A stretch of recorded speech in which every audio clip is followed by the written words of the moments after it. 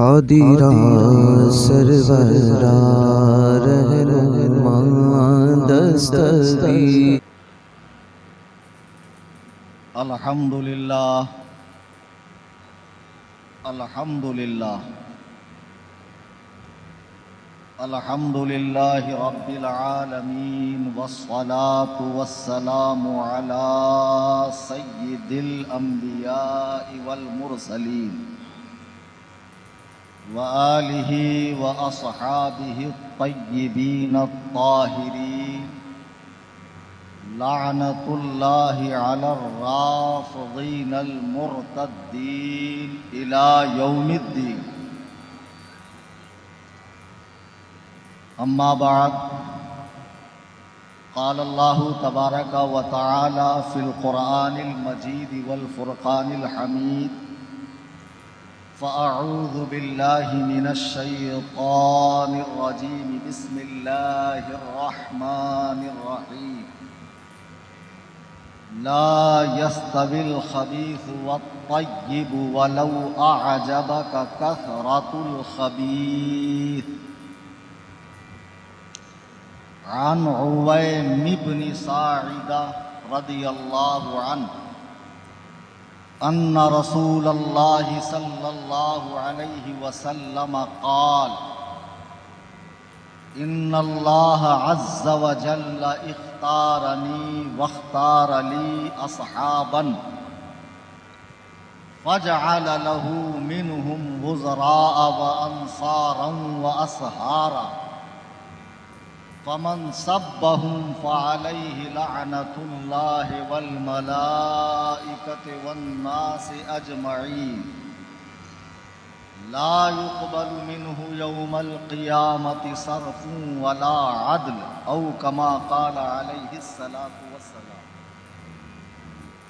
منبر نور پہ حاضر مؤقر شخصیات، بالخصوص صاحب عرس خلیفہ سرکار مفتی اعظم عالم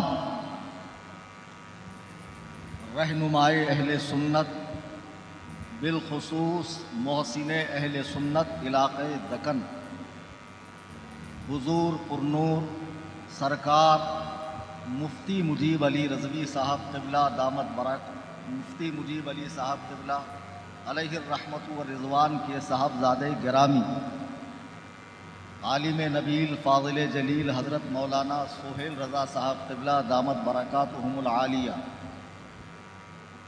اور دور و دراز قرب و جوار سے تشریف لائے میرے تمام سنی حنفی بریلوی بھائی، آئیے ہم اور آپ غایت ادب و احترام کے ساتھ اپنی اور ساری کائنات کے مرکز عقیدت جناب احمد مجتبیٰ محمد مصطفیٰ صلی اللہ تبارک و تعالی علیہ وسلم کی بارگاہ میں ہدیہ درود و سلام پیش کریں۔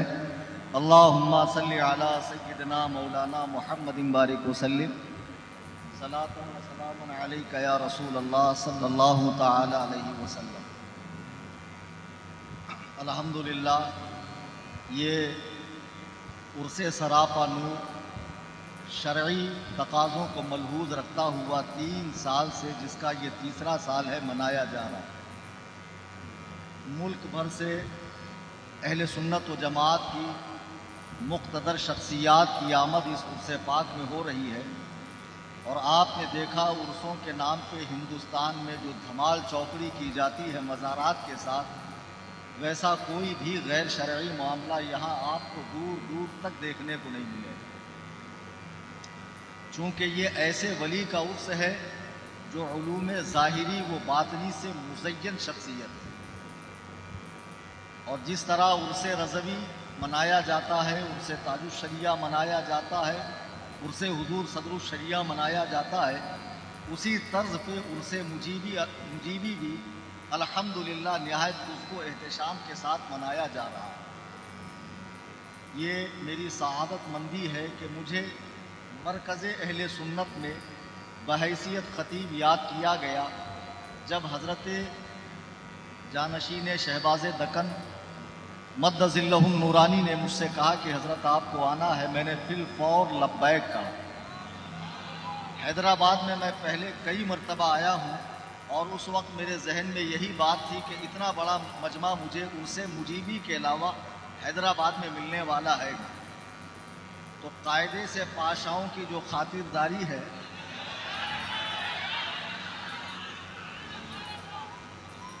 ارے ابھی اتنا کیوں بلگا رہے ہو بھائی؟ یہ تو اسٹارٹر ہے، مین کورس ابھی باقی ہے.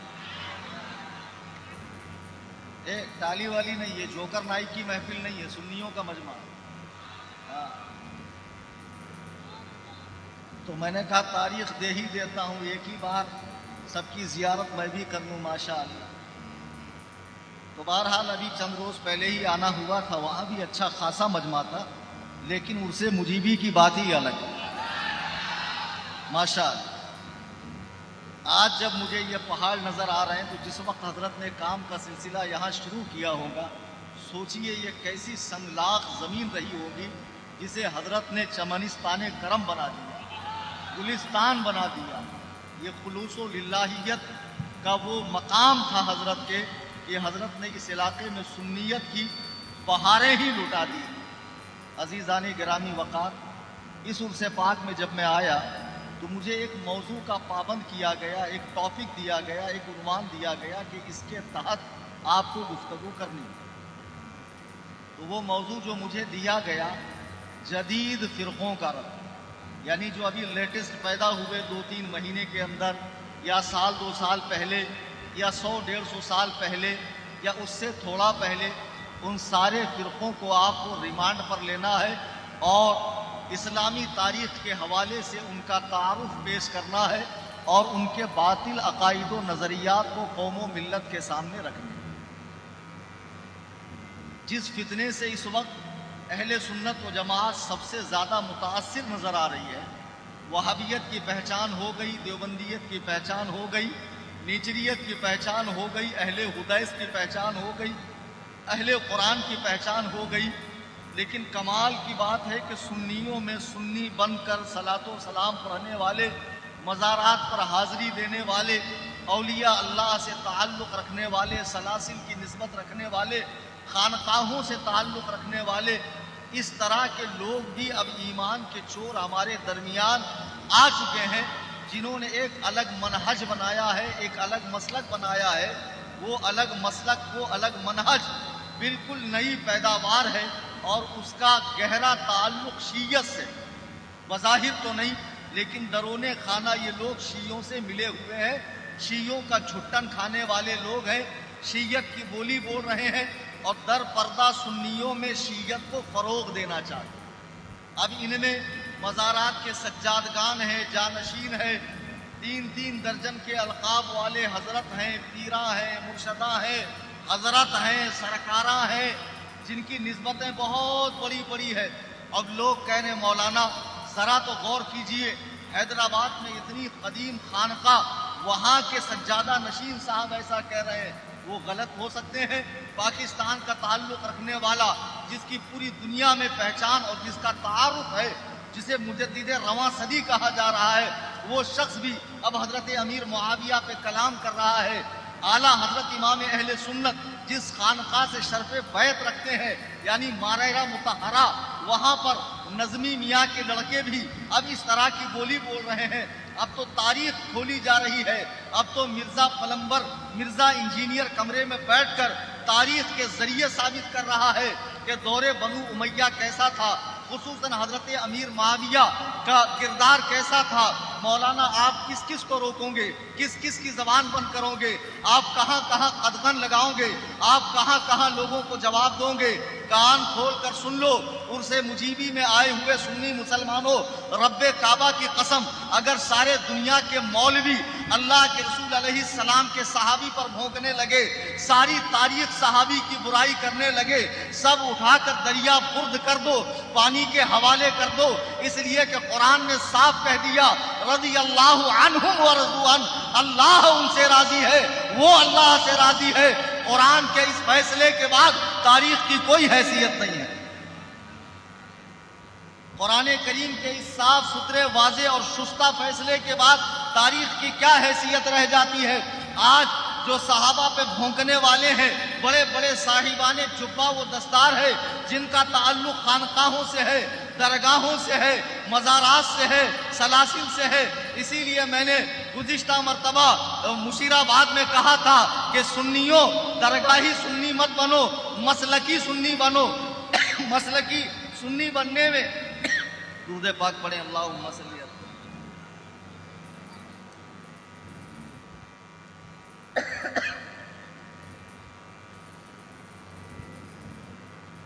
جو لوگ درگاہی سنی ہیں،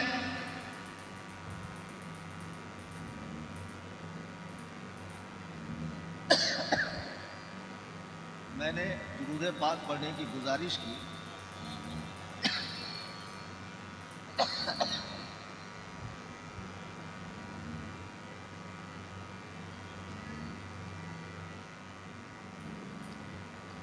جو لوگ پیچھے آواز نہیں آ رہی ہے آپ کو، دونوں ہاتھ اٹھا کر کہیں یا رسول اللہ، ماشاء اللہ۔ جو لوگ خانقاہی اور درگاہی سنی ہے، ان کی سنیت میں شک نہیں ہے، لیکن اگر کوئی صحابی رسول پہ سب و شتم کرے، اللہ کے نبی علیہ السلام کے پیاروں پر بھوکے، تو پھر یقین مانیے کہ اس کا سنیت سے کوئی تعلق نہیں رہتا ہے۔ مسلک اعلیٰ حضرت وہ محفوظ قلعہ ہے کہ جہاں آنے کے بعد آپ کی سنیت اور زیادہ پختہ ہو جاتی ہے۔ اہل بیت اور صحابہ دونوں کا دامن آپ کے ہاتھ میں رہتا ہے، دونوں میں سے ایک کو چھوڑنا آپ کی بربادی ہے۔ نہ ہم اہل بیت کو چھوڑیں گے، نہ صحابہ کو چھوڑیں گے۔ شیعوں نے محبت اہل بیت میں غلو کر کے صحابہ پر بھونکنا شروع کیا، خوارج نے محبت صحابہ میں غلو کر کے اہل بیت کی کردار کشی کرنا چاہی۔ ہم اہل سنت و جماعت، اعلیٰ حضرت فرماتے ہیں اہل سنت کا ہے بیڑا پار، اصحاب حضور نجم ہے اور ناؤ عطرت رسول اللہ کی۔ آج حضرت ابو بکر صدیق کی اولیت اور افضلیت پر بڑی بڑی نسبتیں رکھنے والے فیس بک پر آ کر جس طرح لونڈے لفاڑے ویڈیو بناتے ہیں، اس طرح ویڈیو بنا کر لوگوں کو سمجھانا چاہ رہے ہیں کہ مولا علی باعتبار روحانیت، باعتبار ولایت حضرت ابو بکر سے افضل ہے۔ اور لوگ اس طرح کی ویڈیوز دیکھ کر متاثر ہوتے ہیں کہ کہنے والے پیر صاحب ہیں، سید صاحب ہیں۔ سنی مسلمانوں، دین کے معاملے میں کسی کی پیروی کرنے سے پہلے درود پاک پڑھیں۔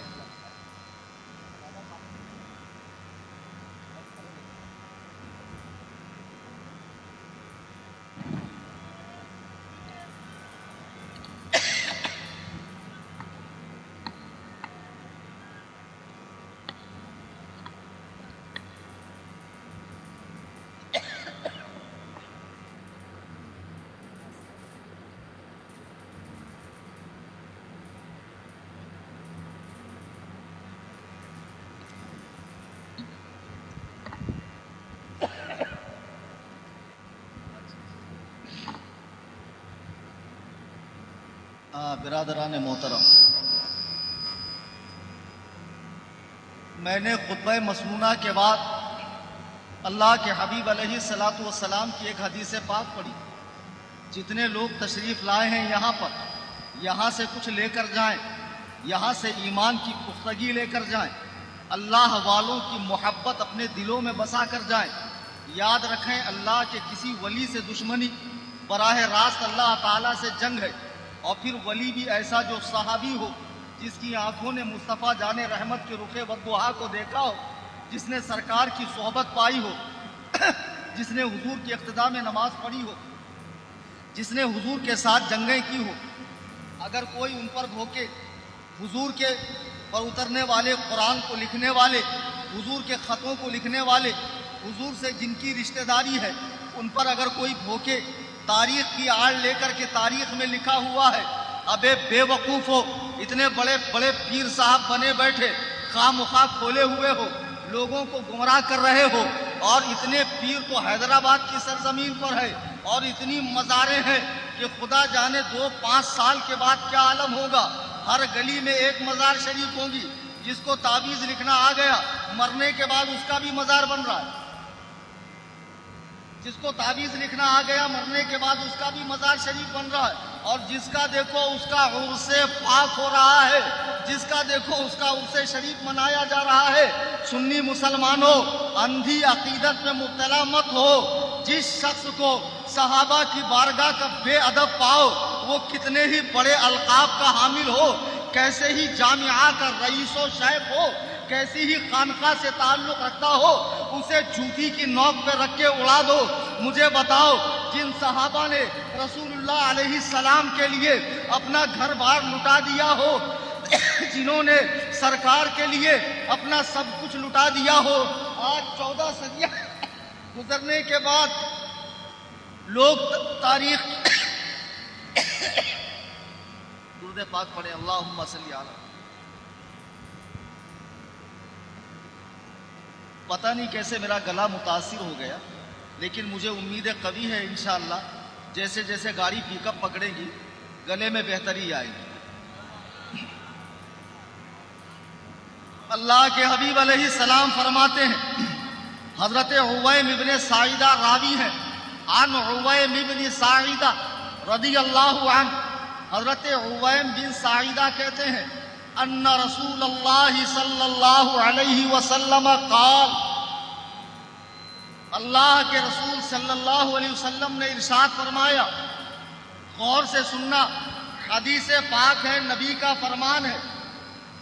جو لوگ آج اہل بیت کی محبت کا جھنجھنا بجاتے ہوئے صحابہ پر بھونک رہے ہیں، اور ایسے کیڑے مکوڑے حیدرآباد میں زیادہ ہیں، یہ رنگیلے شاہ، بھنگیلے شاہ، بھڑکیلے کپڑے پہننے والے، یہ جھپریاں رکھنے والے، یہ مریدوں کو الو بنانے والے، ایسے حرام خور دنیا دار پیر حیدرآباد میں ہر جگہ کے مقابلے میں زیادہ ہیں۔ سنو، اللہ کے نبی کا ارشاد ہے، میرے آقا فرماتے ہیں، ان اللہ عز وجل اختارنی، اللہ نے مجھے چن لیا۔ کیوں چنا؟ آدم سے لے کے عیسیٰ تک انبیاء آتے رہے، جب جناب عیسیٰ آ گئے تو اللہ کو اب نبیوں کا سردار بھیجنا تھا، نبیوں کا امام بھیجنا تھا، نبیوں کا افضل بھیجنا تھا، نبیوں کا آخر بھیجنا تھا، نبیوں کا خاتم بھیجنا تھا، خاتم الانبیاء بنا کر بھیجنا تھا، رسولوں کا امام بنا کر بھیجنا تھا۔ تو اللہ نے مجھے چن لیا۔ کس لیے چن لیا؟ نبیوں کا خاتم بنانے کے لیے چن لیا، اپنا رسول بنانے کے لیے چنا۔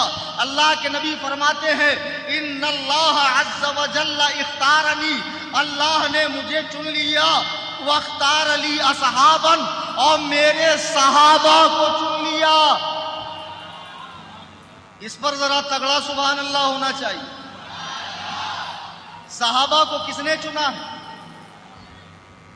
اب اگر تم صحابہ پر بھونک رہے ہو تو تمہارا یہ بھونکنا کسی تاریخ داں پر یا کسی مولوی پر یا مسلک پر نہیں ہے، وہ حیدرآباد کے حرام خور پاشاؤں جو اللہ کے رسول کے صحابہ پر بھونکتے ہو۔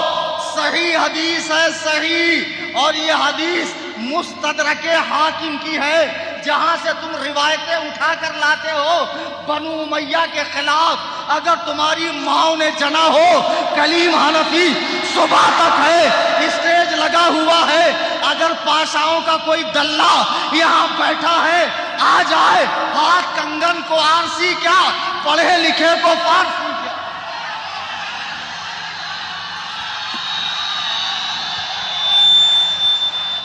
اے سیٹی وٹی نہیں بھائی، سیٹی وٹی نہیں۔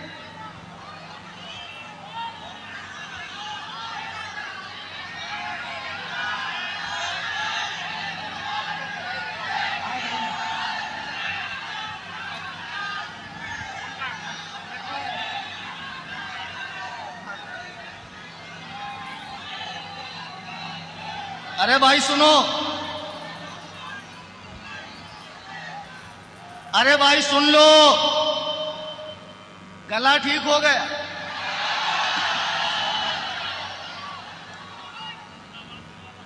تم نے میرے کئی پروگرام حیدرآباد میں روکے، یہ اماں خالہ کے سامنے بیٹھ کے، ارے رک بھائی یار، مجھے تقریر کرنے دو یار، میں بولوں کہ تم ہی بولتے. اور ویسے بمبئی سے نعرے والا بھی بڑا زوردار آیا ہوا، ہاں وہ خنجر اعلیٰ حضرت عرفان اظہری، ابھی تک میری تقریر میں نعرہ نہیں لگایا انہوں نے، آئے کہ تشریف لے گئے. میں یہ عرض کر رہا تھا، حیدرآباد میں کئی بار میری تقریر روکی گئی. یہ فتنہ پھیلاتا ہے، یہ فساد پھیلاتا ہے، یہ جھگڑا لگاتا ہے. تم کس طرح کی بات کرتے ہو؟ تم ان لوگوں پر بھونکو گے جو ابتدائی دور کے مسلمان ہیں، قرآن جن کے سامنے اترا ہے، جنہوں نے نبی کے وجود مبارک کو دیکھا ہے، سرکار کی اقتدا میں نمازیں پڑھی ہے، سرکار کے ساتھ جنگیں لڑی ہے. مجھے بتاؤ، جب اسلام شروع ہوا تو کون سے اسلام کے پاس خزانے تھے؟ ارے کھانے کے لالے تھے. مسلمانوں کے راستے میں کانٹے بچھائے جاتے، خانہ کعبہ میں اتنا کوٹا جاتا، حضرت عمر کو اتنا مارا گیا کہ خانہ کعبہ آپ کے خون سے لال ہو گیا. بلال کو گرم گرم ریت پر کھینچا گیا، صحابہ کو وطن چھوڑنے پر مجبور کیا گیا. تم کہتے ہو شیعوں نے اپنی کتابوں میں لکھا ہے کہ رسول کے دنیا سے جانے کے بعد تمام صحابہ مرتد ہو گئے، صرف 7 صحابہ اسلام پر باقی تھے. سنیو، نعرے بازی نہیں، بغور سنو. شیعوں نے یہ بات اپنی کتاب میں لکھی ہے. اللہ کے عزت و جلال کی قسم، اگر یہ بات شیعوں نے نہ لکھی ہو اور کلیم حنفی جھوٹ کہہ رہا ہے تو حیدرآباد کے چوراہے پر مجھے زندہ جلا دینا. اللہ کی قسم، یہ شیعوں کی کتابوں میں ہے کہ نبی کے دنیا سے جانے کے بعد سارے صحابہ دین سے پھر گئے، صرف 7 صحابہ اسلام پر باقی تھے. اب بتاؤ، اگر صرف 7 صحابہ باقی تھے، میرے آقا فرماتے ہیں بروز قیامت تمام انبیاء اور ان کی امت، میں اور میری امت 120 صفیں ہوں گی. 40 صفوں میں تمام انبیاء اور ان کی امت، 80 صفوں میں میں اور میری امت. 80 صفوں میں میں اور میری امت.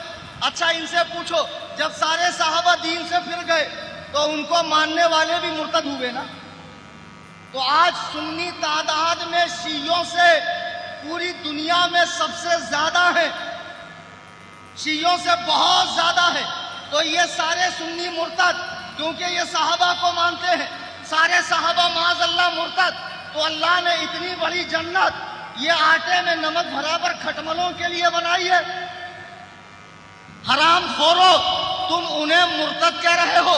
اچھا مجھے بتاؤ، اور نبیوں کی محنت سے لوگ 1,00,000 2,00,000 مسلمان ہو گئے، کیا ہمارے آقا میں اتنا بھی کمال نہیں تھا کہ ان کے دنیا سے جانے کے بعد لوگ اسلام پر قائم رہتے؟ آقا کی روحانیت ختم ہو گئی کہ لوگ اسلام سے پھر گئے. بدبختو، تم کیا کہہ رہے ہو؟ کیا کہہ رہے ہو؟ میرے آقا فرماتے ان اللہ عز وجل اختارنی، اللہ نے مجھے چنا اور اس کے بعد واختار علی اصحابن، اور میرے لیے صحابہ کو چن لیا کہ میرے محبوب کا ساتھی کون بنے گا. سنو، اللہ کے چننے میں کوئی کمی نہیں ہے، اللہ نے بہترین لوگوں کو نبی کا ساتھی چنا.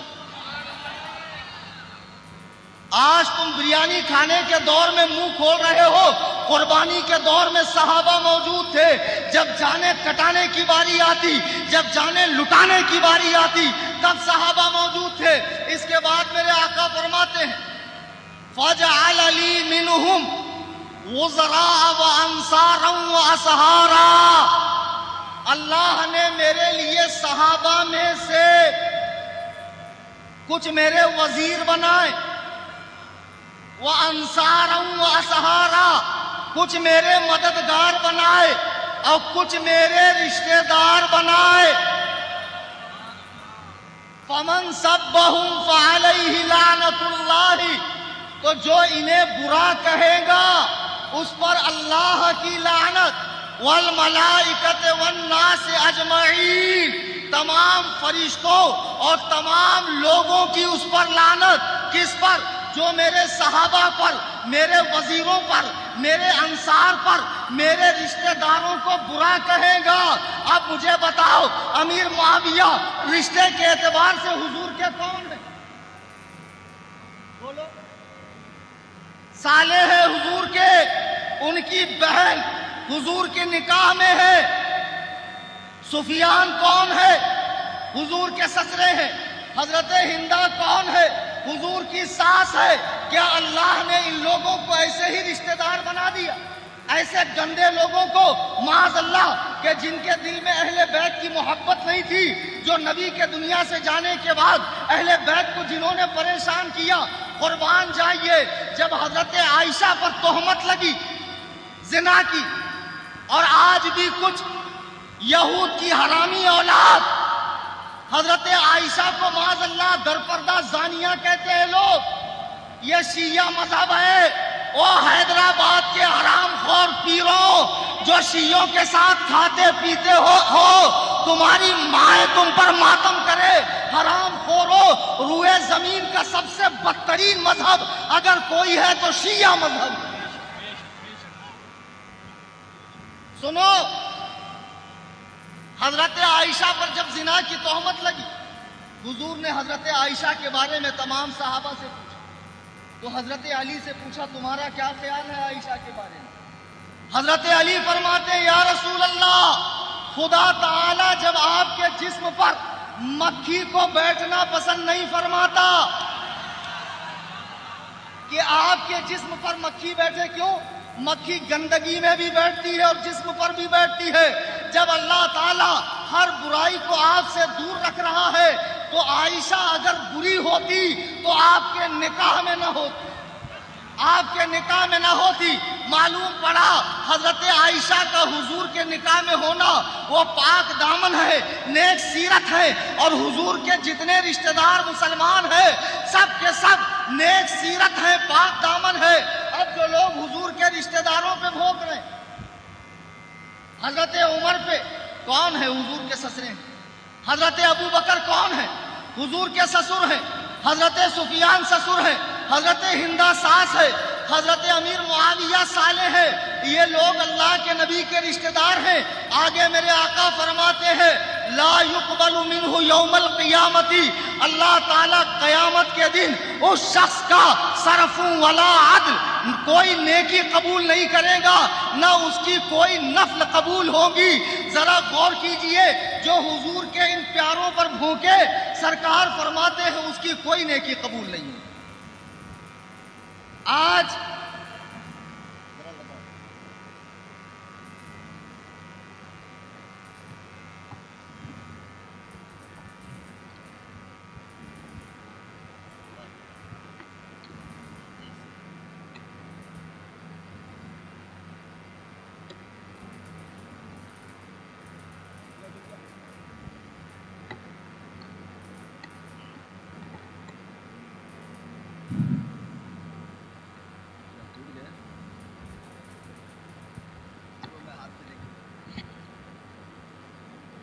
عزیزان گرامی وقار،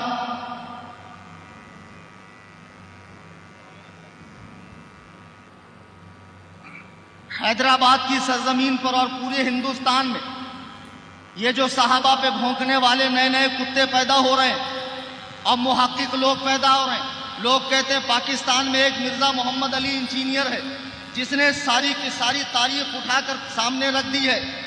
دیکھو وہ اتنا بڑا مردود ہے کہ سامنے ٹیبل پہ کتابیں ہوتی ضرور ہے، خالی حدیث نمبر بتاتا ہے، باقی جتنا ہے وہ اپنی طرف سے ٹھوستا ہے۔ آج تک کسی نے مرزا کو کسی عالم سے ڈیبیٹ کرتے دیکھا؟ نہیں دیکھا۔ وہ بہت شانہ ہے، شیعوں کے امام غائب کی طرح صرف کمرے میں بیٹھا رہتا۔ وہ حدیث نمبر ضرور بتاتا ہے لیکن اندر جتنا مواد ہے سب اپنی طرف سے گھسیڑتا ہے، معنی مفہوم اپنی طرف سے پیدا کرتا ہے۔ میں نے جو حدیث پاک پڑھی ہے، اللہ کے نبی علیہ السلام صاف فرماتے ہیں، میرے آقا فرماتے ہیں کہ اللہ تعالیٰ نے میرے لیے صحابہ کو چن لیا، صحابہ کو چن لیا اور اس میں سے میرے رشتہ دار بھی بنائے، انصار بھی بنائے اور میرے مددگار بھی بنائے، تو جو ان کے بارے میں ہلکی بات کہے گا اللہ اس کی کوئی نیکی قبول نہیں کرے گا۔ ہم اہل سنت و جماعت کا یہ فرض بنتا ہے کہ ہم اللہ کے رسول کے تمام صحابہ سے محبت کریں اور جو صحابہ کرام میں ترتیب فضیلت ہے اس پر یقین رکھیں۔ جو حضرت علی کو متفقہ طور پر چوتھا نمبر دیا گیا ہے، ہم اسی طرح یقین رکھیں کہ حضرت ابو بکر صدیق باعتبار خلافت بھی پہلے ہیں، باعتبار امامت بھی پہلے ہیں، باعتبار ولایت بھی پہلے ہیں، باعتبار روحانیت بھی پہلے ہے، باعتبار قرب نبی بھی پہلے ہے، اور یہی ترتیب چوتھے نمبر پر یہ ساری فضیلتیں حضرت علی کے حصے میں آتی ہے۔ لیکن افسوس آج یہاں وہاں سے تاریخ دکھائی جاتی ہے، توڑ مروڑ کر آیات پیش کی جاتی ہے، توڑ مروڑ کر موضوع اور من گھڑت حدیثیں لائی جاتی ہے، اور لوگوں کو کہا جاتا دیکھو اہل بیت کے مقابلے میں ان کو کھڑا کیا جا رہا ہے۔ اور پھر کچھ لوگ اتنے جری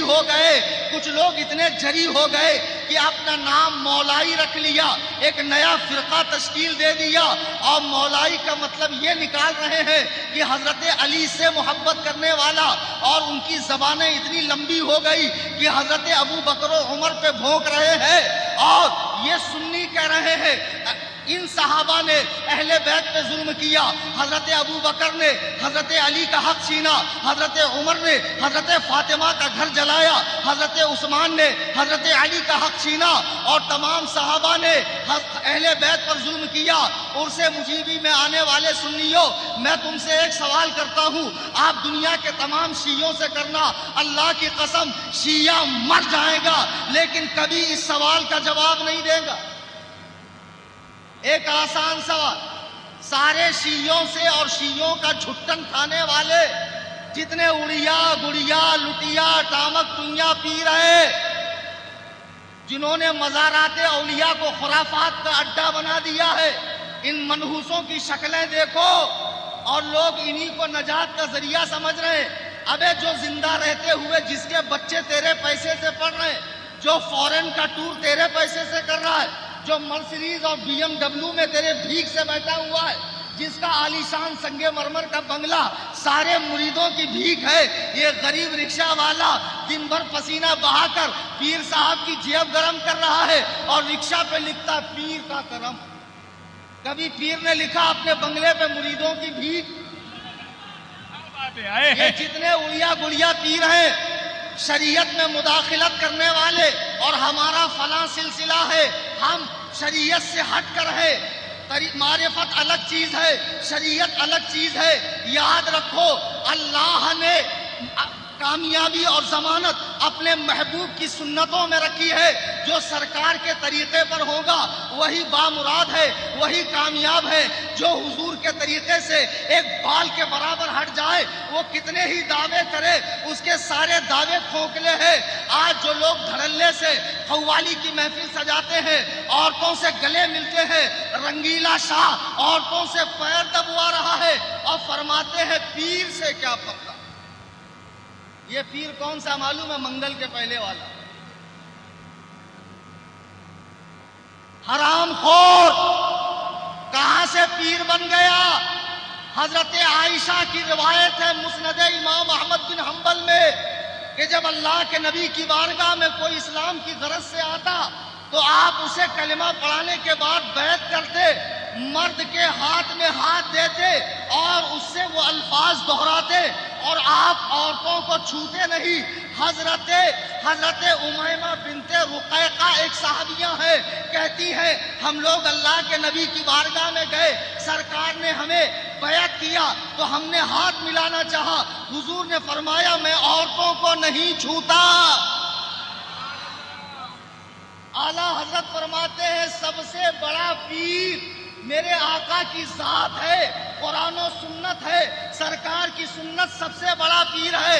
تم بھکتی میں اندھے ہو گئے ہو، اپنی عورتیں ان بابا کے پاس لے کر جاتے ہو، بابا اولاد دو، بابا آئی کو ٹال دو، بابا مصیبتوں کو دور کر دو۔ ابے حرام خور، قیامت میں یہ جو کوٹے جائیں گے تب تم کو پتا چلے گا، دنیا میں جو یہ پیٹ العلوم لے کر گھومتا تھا یہ رنگیلے شاہ، یہ فلانے شاہ، ان کی کیا حقیقت ہے سن لو۔ جب اللہ کے حبیب علیہ السلام عورتوں سے ہاتھ نہیں ملا رہے ہیں تو دنیا میں وہ کون سا پیر ہے جس سے بے پردہ عورتوں کے لیے ملنا جائز ہو گیا؟ پیر دیکھنے تھے تو سرکار تاج الشریعہ کو دیکھ لیتے۔ پیر دیکھنا ہے، ابھی تشریف لائیں گے محدث کبیر، دیکھ لو۔ تم نے شہباز دکن کو دیکھا ہوگا، یہ پیر ہیں حقیقی کہ جنہوں نے پوری زندگی شریعت کا سختی سے اتباع کیا ہے، اور جن کے یہاں شریعت کے اتباع کا دور دور تک گزر نہیں ہے، وہ لوگ پیر بنے بیٹھے ہیں۔ دھڑلے سے قوالی ہو رہی ہے۔ حضرت عبداللہ ابن عمر کی روایت ہے کہ میں سرکار کے ساتھ کہیں جا رہا تھا، ڈھول کی آواز آئی، سرکار تیز تیز قدم بڑھا کر آگے گئے، رک گئے، پھر جب اور آواز آئی سرکار اور آگے بڑھ گئے، یہاں تک کہ 3 مرتبہ میں سرکار نے آواز کا راستہ پار کیا اور فرمایا سنو عبداللہ ابن عمر سنو، مجھے حکم دیا گیا ہے کہ میں شراب کو حرام کروں، ریشمی کپڑے کو حرام کروں، اب باجے گاجے بانسری طبلہ تنبور کو توڑ دوں، مجھے یہ توڑنے کا حکم دیا گیا ہے۔ جب اللہ کے رسول نے اس کی آواز کو سننا پسند نہیں کیا تو مجھے بتاؤ اس پر گائی جانے والی قوالی کیسے جائز ہوگی؟ اور کہتے ہیں غریب نواز سے ثابت، صابر پیا سے ثابت، اب قوالی بھی ماشاءاللہ جنگی مقابلہ، اور قوال صاحب کو بھی ہوش نہیں میں کیا پڑھ رہا ہوں، میرے کلام میں کتنا کفر ہے۔ بہت سی قوالیاں ایسی ہے جس میں کفر ہے، کفر۔ جیسے ایک مشہور قوالی کے یہ بول کہ حضرت ہی کی صورت کو گئے دیکھنے حضرت، حضرت ہی سے حضرت کا تماشا شب میرا۔ شاعر کیا کہنا چاہتا ہے؟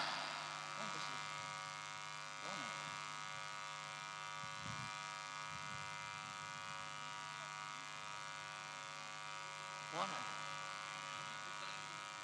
تو نعرہ وارہ لگاؤ بھائی۔ نعرہ تکبیر، نعرہ رسالت، نعرہ رسالت۔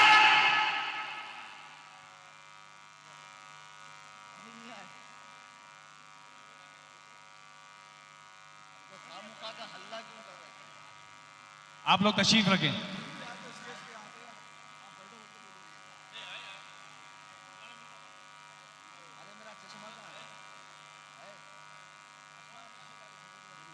موبائل آپ کے پاس ہے، چشمہ آئے گا؟ آ گئے آ گئے مفتی شمشاد صاحب نہیں آئے؟ جلدی لاؤ نا۔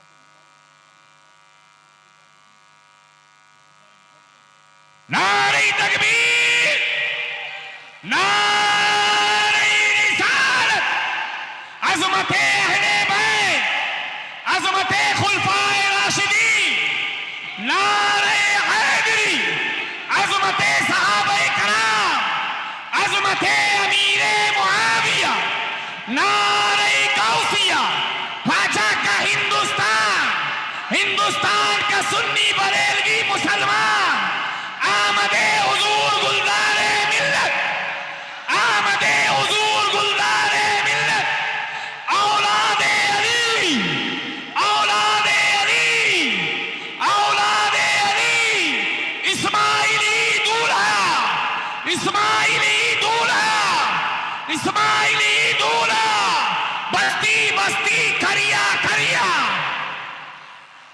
ہم سب کی بخشش کا ذریعہ، حضور قائد ملت، چمن چمن کلی کلی، اسے شہباز دکن۔ آپ حضرات تشریف رکھیں۔ حضرات بہت محتاط رہیے، ویر کھلے ہوئے ہیں، خدا نہ خواستہ کوئی حادثہ نہ ہونے پائے، جلسہ ڈسٹرب ہو جائے گا۔ آپ حضرات محتاط بیٹھیے، ویر کھلے ہوئے ہیں، اپنی جان کی حفاظت کرنا بھی فرض ہے، لہٰذا اپنی جان کی فکر کیجئے۔ کھلے ویر ہے وہاں پر، کہیں کرنٹ نہ لگے، آپ لوگ اس کا خیال رکھیے۔ سکون سے بیٹھ جائیے، بیٹھ جائیے، آپ حضرات بیٹھ جائیے، بارش بھی اپنے موافق میں ہے، مخالفت میں نہیں ہے، کیونکہ اس کا بھی حق ہے کہ حضور شہباز دکن کے اٹس میں وہ بھی آئے. آپ بیٹھ جائیے، اطمینان سے بیٹھ. بآواز بلند درود پاک پڑھیں. اللہم صلی علی سیدنا مولانا محمد بارک وسلم. صلاۃ و سلام علیک یا رسول اللہ صلی اللہ علیہ وسلم. ابھی میں نے عرض کیا تھا کہ ہم صحابہ و اہل بیت والے ہیں. دیکھیے اہل بیت ہمارے ساتھ، اور یہ صحیح النسب سید ہے، اور یہ بریلوی سید ہے جی. اور انہیں دیکھیے اور سمجھیے محبت اہل بیت کیا ہے، اور کس طرح مسلک اعلیٰ حضرت والے اہل بیت پاک کا ادب کرتے ہیں. تو میں ایک سوال آپ حضرات کے ذہنوں پہ نقش کر کے جا رہا ہوں. یہ جتنے بھی صحابہ پر بھونکنے والے گلی کوچے کے کتے ہیں، وہ کسی بھی لباس میں ہو، کسی بھی صورت میں ہو، آپ لوگ صرف ان کا جبہ عمامہ دیکھ کر اور پیٹ العلوم دیکھ کر اور ان کی زلفیں دیکھ کر فلیٹ مت ہو جایا کرو. حقیقت جانچ لیا کرو، پیر صاحب واقعی پیر صاحب ہے یا منگل کے پہلے والے پیر صاحب ہیں. چونکہ مارکیٹ میں بہت ساری چیزیں ڈپلیکیٹ آ رہی ہے، فرق کرنا ضروری ہے.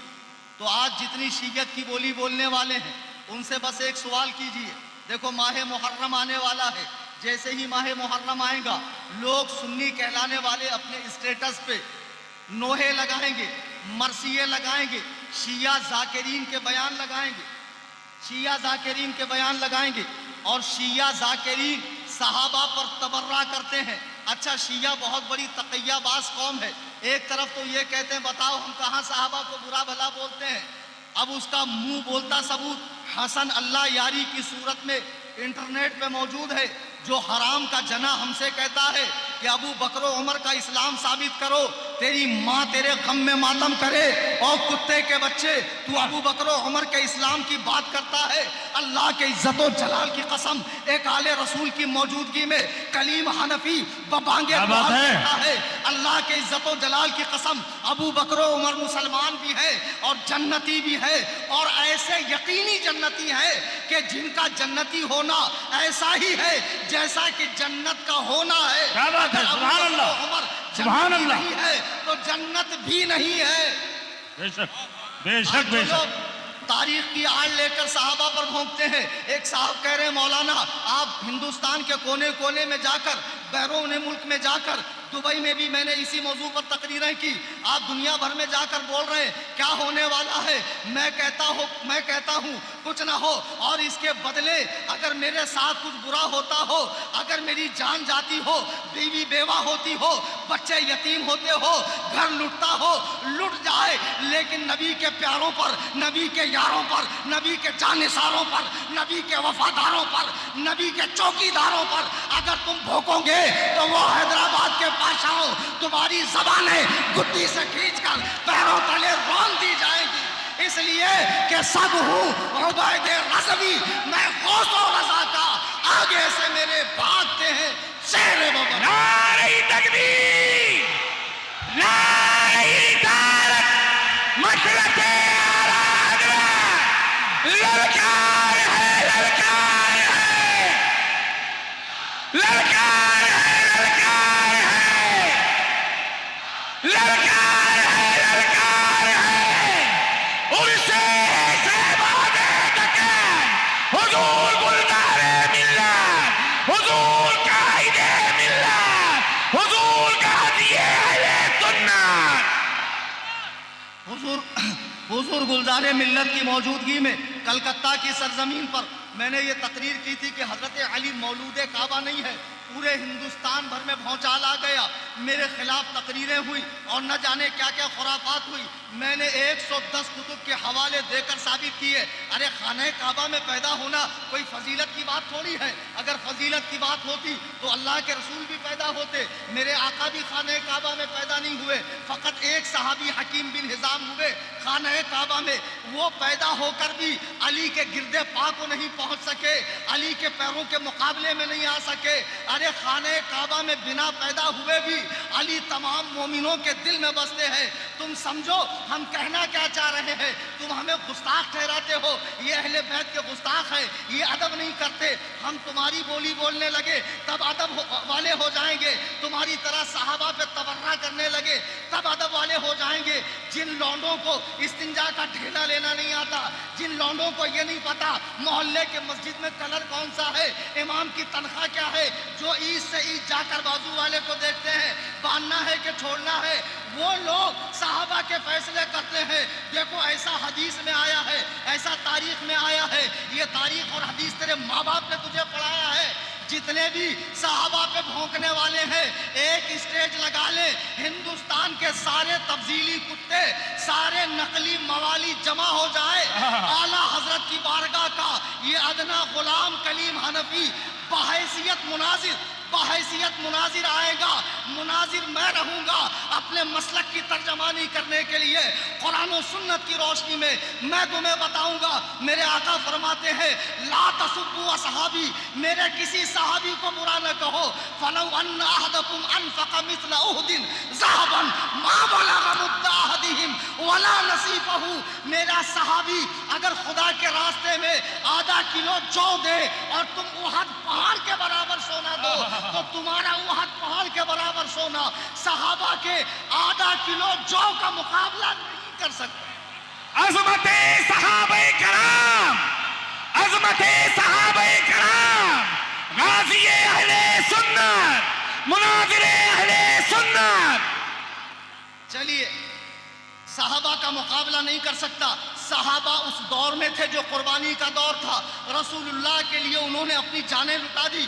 خدا کی قسم اگر ہم اتنے مخلص ہوتے تو اللہ ہمیں اس دور میں پیدا کرتا، خیر القرون میں، شر القرون میں پیدا نہیں فرماتا، یہ شر القرون ہے۔ میرے آقا فرماتے ہیں واختار علی اصحابا، اللہ نے میرے لیے صحابہ کو چن لیا، تو جو روئے زمین کی سب سے پاکیزہ جماعت تھی، سب سے مبارک جماعت تھی، سب سے زیادہ حضور سے عشق کرنے والی جماعت تھی، اللہ نے انہی لوگوں کو سرکار کا ساتھی بنایا۔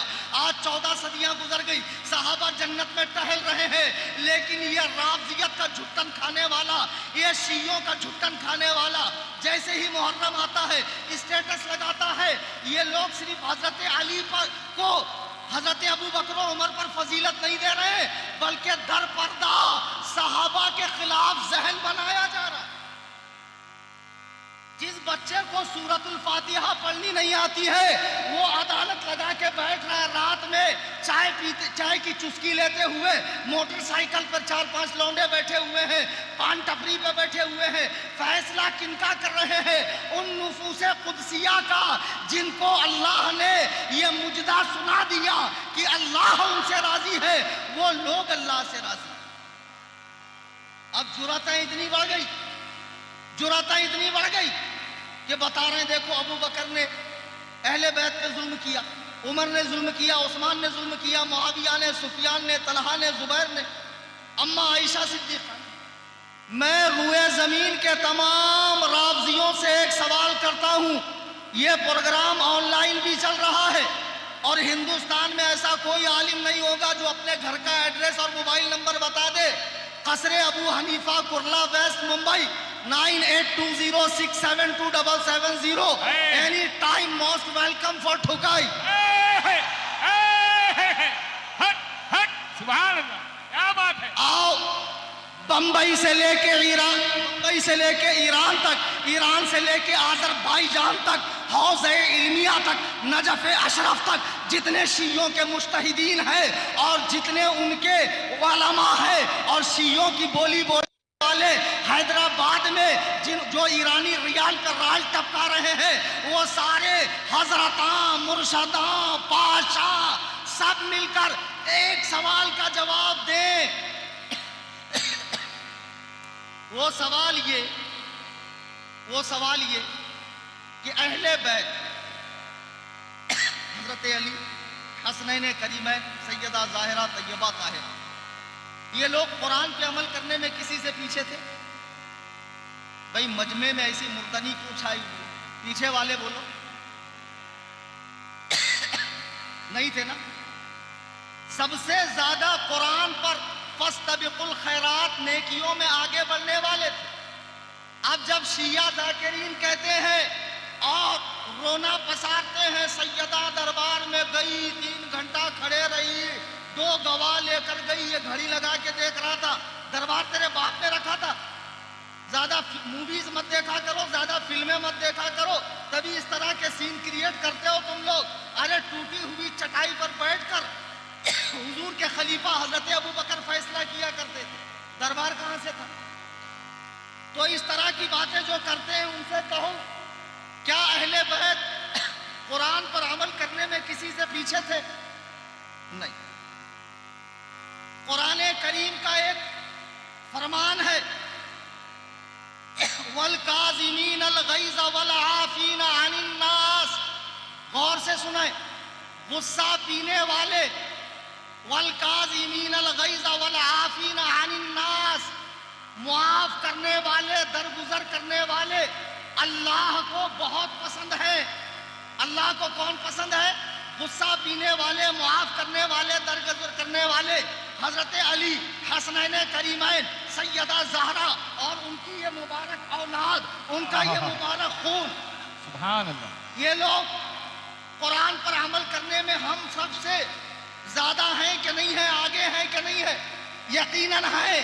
تو اب انہوں نے قرآن کا یہ فرمان نہیں پڑھا حضرت علی نے کہ غصہ پینے والے، معاف کرنے والے۔ حضرت علی کا ایک پہلوان سے جھگڑا ہوا، اس پہلوان نے آپ کو پٹک دیا، آپ نے اس پہلوان کو پٹک دیا۔ جب آپ نے اسے پٹکا، تلوار نکالی اس کی گردن کاٹنے کے لیے، اس نے آپ کے چہرے پر تھوک دیا، حضرت علی فوراً اٹھ گئے۔ پہلوان کہتا ہے، علی ابھی تو مجھے آپ نے پٹکا تھا، کاٹنے کے لیے چھوڑا کیوں؟ حضرت علی فرماتے ہیں، جب میں نے تجھے پٹکا تھا تو اللہ کی رضا کے لیے پٹکا تھا، کاٹنے جا رہا تھا، اللہ کی رضا کے لیے کاٹنے جا رہا تھا، لیکن جب تو نے میرے چہرے پر تھوکا تو مجھے غصہ آیا۔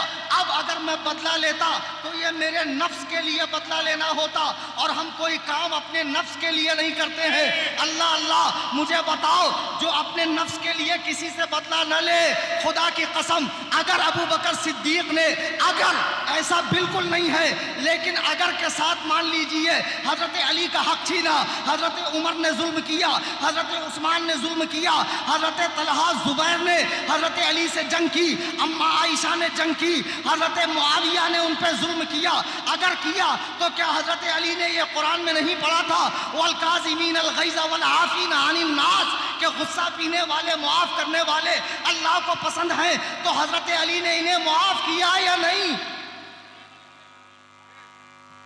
بھائی ایک ہی صاحب محقق بنے بیٹھے ہیں، باقی سب معلوم پڑتا ہے، ابھی طفل مکتب ہے، مدرسے میں داخلہ لینے والے۔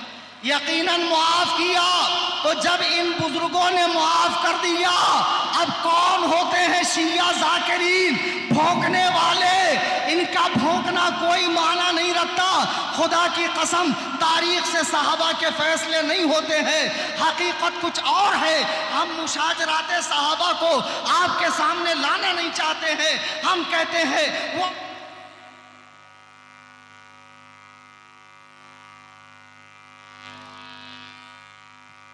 اب ہمیں انہیں خیر سے یاد کرنا چاہیے، اور جتنے محبوبان خدا ہیں ان کا خیر سے ذکر کرنا چاہیے۔ لیکن افسوس کہ ہمارے بیچ ایسی جماعت پیدا ہو گئی جو اپنے آپ کو سنی کہلا کر صحابہ پر بھونک رہی ہے، اور ان پیروں نے شریعت کی صورت کو بدلنا چاہا ہے، عجیب و غریب کپڑے، عجیب و غریب بدعات ایجاد کر لی۔ کہیں قوالی کے نام پر دھمال چوکڑی ہے، کہیں مزاروں پر وہ عجیب حرکات ہیں کہ جن کو دیکھ کر وہابی کہتے ہیں دیکھو یہ بریلوی ہے۔ خدا کی قسم، بریلوی کوئی کام خلاف سنت نہیں کرتا۔